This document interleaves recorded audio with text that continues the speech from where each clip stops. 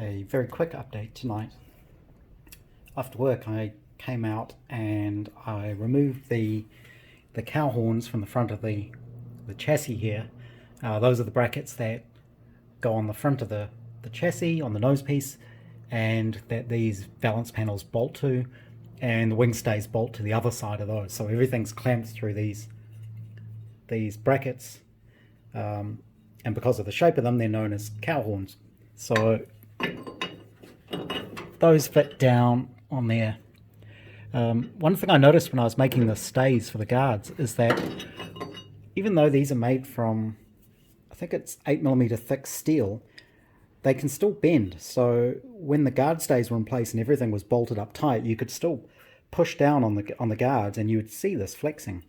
So I welded in this sort of corner gusset piece. That's just some 3mm steel. And the other thing I did is, previously when I made these, they needed to be lifted up a little bit, and I had them sitting on stacks of washers. So there were sort of 4 washers between the chassis nose piece and the cow horn. So I just machined up some little steel boss things and then welded them onto the bottom of the cow horns there. The welding isn't the neatest, unfortunately, but it's not really structural. It's just to hold them in place and it all gets bolted through. The other thing I did since I had all this apart was tweaked the curve on the guard stay brackets to actually match these a lot better when it's all bolted together. So the next thing to do is I will repaint these. I'll do that tonight because the paint takes forever to dry. I probably won't paint these yet because I can do all that when I do the guards and the valances and the rest of the car. And then hopefully tomorrow I can bolt it all back together.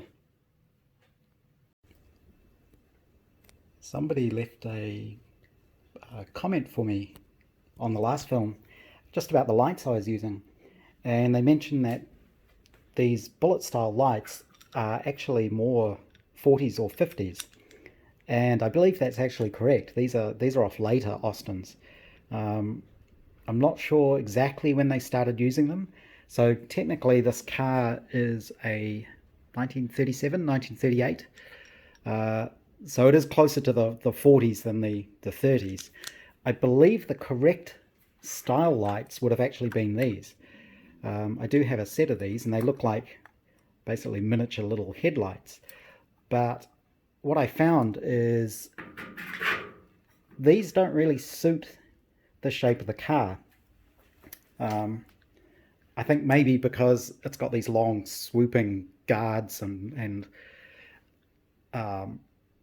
just the shape of it being sort of long and quite narrow and quite tall, the sort of round ones didn't really seem to suit as well. So because I had a set of these, this is what I've decided to go with. The good thing about building a special like this is you can do things like that. I'm not actually trying to copy an existing car, so it doesn't have to be 100% correct. And these are still pretty close to period and still Austin parts, so I think they'll work fine. I have the finished brackets in place now. You can see them in there.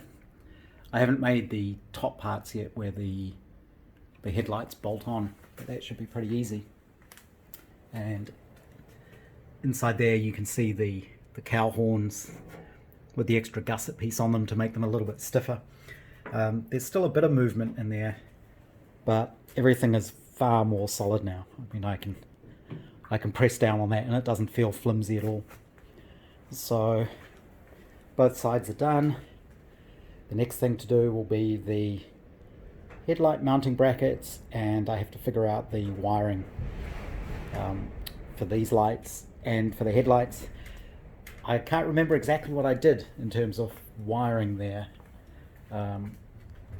There's a little switch panel up underneath the glove box there, and I did use some relays for the headlights, and I believe all I need to do is hook onto the relay terminals and run the wiring to the front of the car. In the back of the car I actually left you can see the wires somewhere there, the cable's there, so I just need to figure out where the rear lights go and plug into that wiring there.